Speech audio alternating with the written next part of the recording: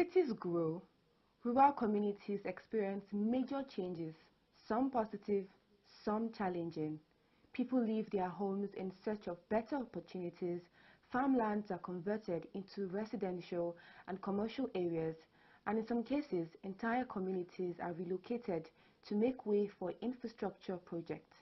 But what does this mean for rural dwellers, indigenous residents in cities, and Nigeria's overall development? Hello and welcome to City Pulse, an advocacy program brought to you by Housing TV Africa in collaboration with the Nigerian Institute of Town Planners, a distinguished urban planning association recognized in Nigeria and globally. I am Oberabi Omubo. We'll be joined by an expert in this field to explore all these questions and more in today's discussion. Stay tuned. Join us on a captivating experience through the dynamic world of town planning in Nigeria as we delve into the visionary projects and insights of top experts, witnessing the remarkable transformation of spaces into extraordinary communities. Immerse yourself in engaging discussions with leading town planning professionals as they address critical issues and offer innovative solutions to empower communities. Experience the pulse of the cities of tomorrow on City Pulse, a weekly television program presented by the National Institute of Town Planners. Gain exclusive behind-the-scenes looks and discover groundbreaking strategies shaping the urban landscape. Don't miss a beat. Showing weekly on Housing TV Africa. Star Times Channel 149.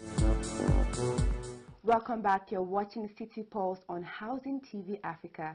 Our guest for today is Town Planner Barnabas Atiaye, Managing Director at Evicom Steam Limited. It's an honor to have you here, sir. Thank you. Thank you so much for joining us. Thank you indeed. Okay, sir, so let's just get right into it for today. Let's get right into it. So I want to start off with urbanization is rapidly reshaping Nigerians' rural communities. What are the key drivers and why are more people migrating from rural areas to cities? Well, thank you very much for inviting me for this program of Sure. Housing TV Africa, and I'm also part of this City Pulse. It's a great privilege for me, and I want to commend Housing TV Africa really for enlightening people on housing matters, settlement matters, and some challenging environmental issues that is facing the entire housing environment. Now, urbanization, as you rightly observed, is actually growing, and there is no end to it. It's a process that has emerged and will continue. Nobody can say he's going to bring an end to urbanization. And there are so many factors that is leading to urbanization. One is the fact that population is actually increasing. In developing Africa, developing world, the rate at which we have birth rates is such that even if nobody comes in, we have the potential of really growing our populations. And of course, we have rural communities. And these rural communities tend to really find, kind of circle. They tend to find a place to be in the urban areas. So it has, provided that shift, that movement of people from rural areas to the urban areas. Why? Because of employment opportunities. They see it as if it's a green pasture. People can come and get better livelihood than where they were. Secondly, I've also come to discover that in the facilities we have in urban areas, we don't really have them in rural areas. So that in itself is another attraction for them. And thirdly, this globalization, we cannot take it for granted. It's like everyone tends to understand what is happening in the next door. If the whole world has become like one village, then people in the village, most of them now have access to phones.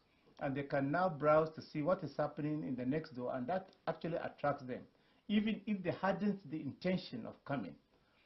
The influence of people that have come, trying to beckon on them, come, there's a better thing for us. So these are some of the factors that have really led to that. But why are more people migrating from rural areas to cities? I'll give you 3 scenarios. 1, most of us actually have had our origin from the village. You find out that anyone that has gone through formal education and has gone to tertiary institutions, the possibility of him going back to where he started in the village is very, very remote. So most of us that have had rural, education, because of the fact that we have also increased to another level of education, the only place we can find job is in the cities. So that is one. The second one is people in the village desire to also improve their livelihood. And you see, people that have come from that particular village to a bigger city, they normally go back. And when they go back, they tend to now have a better disposition. And then at the end of the day, others are attracted to also come. So the opportunities in the cities tend to be a pull factor. Thirdly, we have come to realize in this country that to stay in rural areas, the insecurity factor has forced quite a number of people to go to where they can get some kind of, in quotes, safety. So they are afraid of what might happen to their own lives. So the only option they have is to go to a bigger place where the presence of government is obvious and there may be better protection. So the influx of people from rural areas to the urban centers might be also an outcome of insecurity in the rural areas. Finally, probably, there could be so many. This climate change, what we have known farming to be before, is no more the same. And so if it is no more the same, that the rainy season has changed, the products, farm products have become so expensive and beyond the reach, and then even to go again and farm, it's becoming very, very challenging. Quite a number of people cannot. So they have been like thrown out of job. So the only option they have is to possibly come to a place where they can have some sustainability in terms of the work they can do. Even if it's going to be manual, they feel a bit comfortable that they can now work, get some money to buy food to eat. Thank you so much, sir. Thank So with this response, I already have like 2 questions in my mind Go ahead. to ask. But I'm going to start off with what you said. It's pointing out that there's kind of an imbalance in development in the rural areas and in the cities. And that's like a cause of why, one of the reasons you mentioned why people are migrating from rural areas to cities. So how can there be like a balanced development? Because you mentioned employment, education, you also mentioned farming. So they see that there are better opportunities out there in the cities. And that's because it shows that development has not really gotten to the rural areas.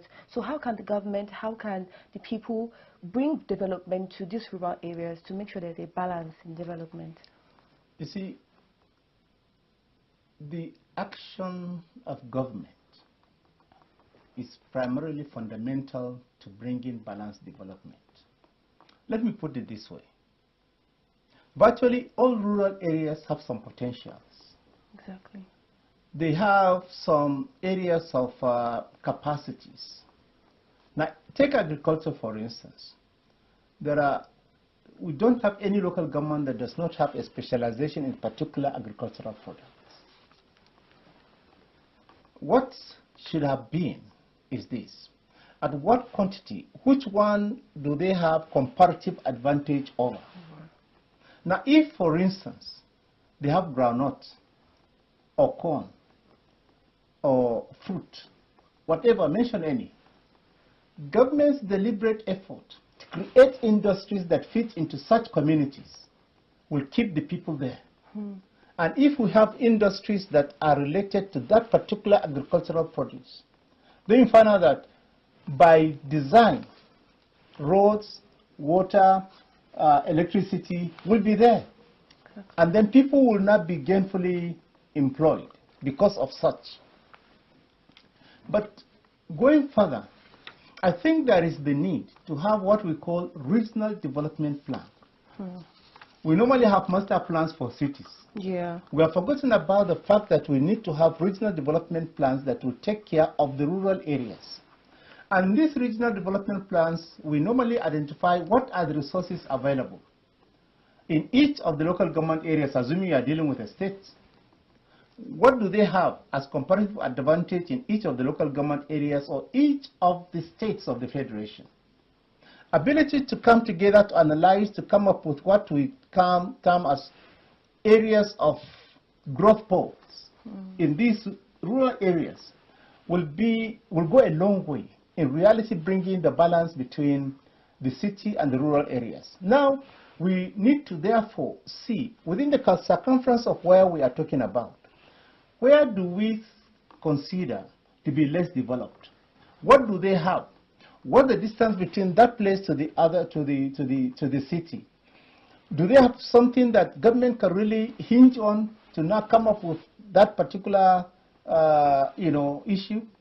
If yes, doing that alone can really stem the rural-urban migration. Another thing that normally is happening that I have seen, and particularly in the eastern part of this country, whenever they come up and they have left the rural areas, do you know that everyone tends to work to get more money so that he can go and build his house? The ability of people that have left rural areas to the urban center to get money to now invest in their rural areas is also part of balancing the development. We have village associations in the cities. Yeah.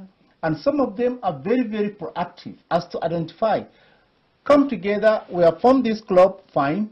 Let us look back. What can we do to improve our road network, for instance? They can contribute and then go and start communal developments to make roads, to make other water and other facilities which were lacking by the time they left, and they want to now make it better. But above that, it's actually the role of government, by policy and by design, to see that regional development is being put in place. Unfortunately, most of what we have observed is that the emphasis has been on master plans for cities, and the rural regional development plans are always being left on the shelves. Now, these regional development plans take care of road network, take care of the provision of facilities such as water, healthcare, education, schools, and the rest of that. This regional development identifies where we can have industries.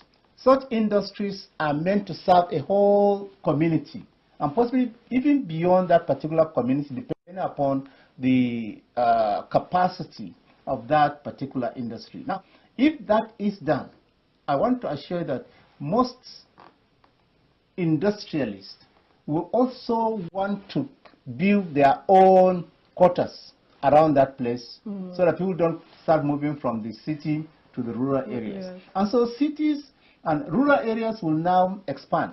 Mark you, we also have what we call local government headquarters. Now, local government headquarters are being swallowed by the state capitals. Now, some of the local government headquarters are really not growing any longer because the emphasis has been on the state capital.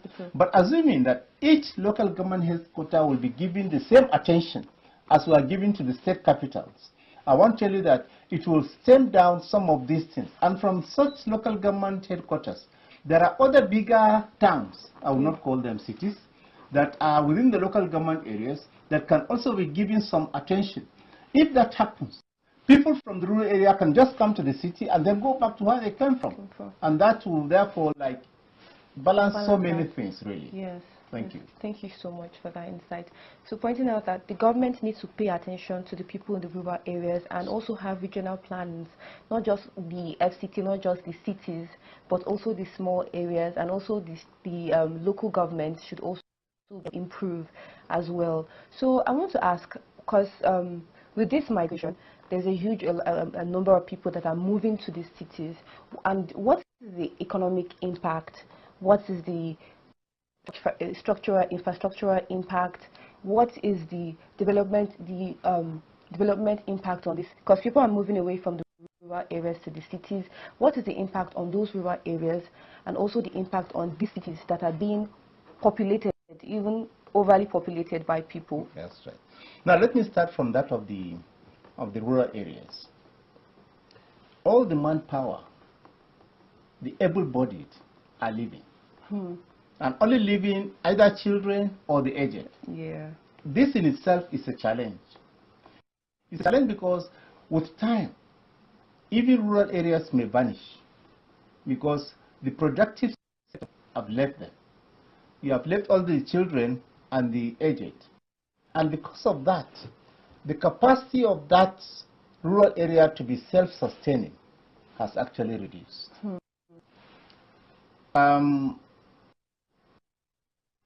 The trend now, as we have seen, people in the rural areas have gone ahead to start buying lands belonging to the rural people.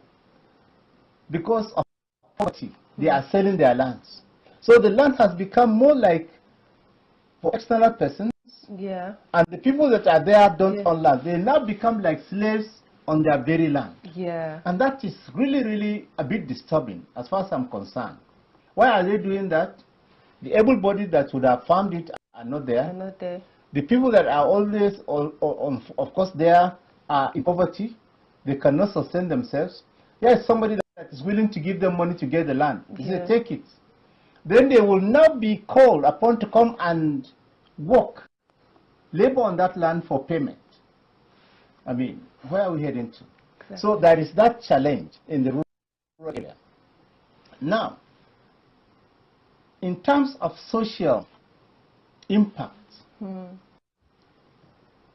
the impact is such that because people that have come sometimes go there, and the entire, social upbringing, introduction of new cultures is becoming more prominent even in the rural area, so that our cultural heritage is being diffused. Yeah. Right? Diluted. That's the word you use now. Right? And so originality is missing. Yeah. And so we have come to a tendency we copy what we do not know. We don't even know its origin, but we feel is the in thing. So we're hating that. So at the end of the day, even the very language you know how to speak will be disappearing gradually because other other tribes that may have dominance over your own will take over. And that is why in the north, most local dialects, minor tribes, are actually getting their language completely eroded. Yes. And they are now either speaking more of Hausa and probably English. So where are we heading to? Our cultural background is being distorted completely because of that kind of proximity and interaction that is taking place in the globalization, as I said. However, coming to the town, there are so many things. It has resulted to so many other challenges. I will just mention a few. Because of the population explosion, the growth in cities has overcome development. So that even if you have the provision for this number of people for water, this number for education or schools, this number for whatever, it has just gone way ahead of what you had actually planned. And so because that place that is planned cannot be accommodated, you have to go beyond the planned area. And that is creating another challenge. The challenge of slums, the challenge of unplanned settlements, the challenge of overriding even existing settlements that have not yet been part of the city, but because of the population explosion, they have been engulfed. So if I know that a city that is planned because of the increase in population have gone ahead to even bring villages that are close by to be part of the city. and that has its own challenge. The second challenge that we can easily identify, when people come from the rural areas in order to get a job, and they have stayed for 1 day, 2 days, 3 days, 1 month, 2 months, no job, what do you think they will result to? Crime. Crime, thefts, and so many other vices that are there.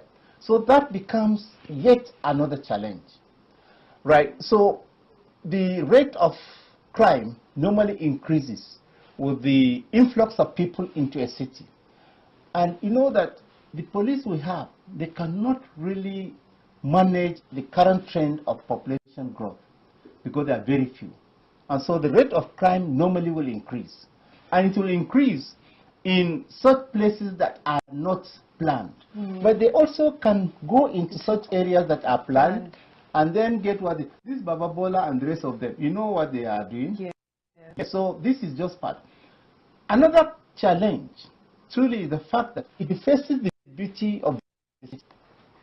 Where you see beauty, aesthetics, but because of the population, you find out that the aesthetic nature of the city is being destroyed. Because some people will start erecting, is it bacha or something in any undeveloped land, or a kiosk in front of their houses, or just mention they are there. Issue of health, health challenge, because the drainage, you talked about drainage the other time, yes, in rural, in urban centers and its consequences. Right. It has gotten to the point where we can even have communicable diseases, apart from the diarrhea we talked about, apart from the malaria, and apart from other things. Cholera and other things will certainly be a common feature in such instances and in such areas. So I found out that they will say in Ibadan, in Abuja, in Maiduguri, this number of people died because of cholera. Why? Because of the planlessness and the population explosion. So you can go ahead to now state again that unemployment becomes also another factor of this population explosion that can lead to so many other factors. So, and if we have that understanding, it might be appropriate to start thinking, how can we deal with the influx of people into the cities? Can we have a place that can be said, what is that now, like a stopgap? There is a term for it, I've forgotten. Where anyone that is coming and you don't have place, please be here for now. And then a place that is prepared for them, that is a bit neat, well organized for them as a temporary, place for them to stay before they can find an appropriate place. But you see, Nigeria, we don't adhere to so many things that are right, or else that would have been the right approach to some of these influxes. We can have it along the different axes, from different axes, so that may be another option for that. But truly, it's a very dicey situation, and it's something that we have to confront it headlong. Now, when government therefore come in the matter of demolition to give some sanity, it gives us another case study. Should it be undertaken, or it shouldn't be? How can we do it with a human face?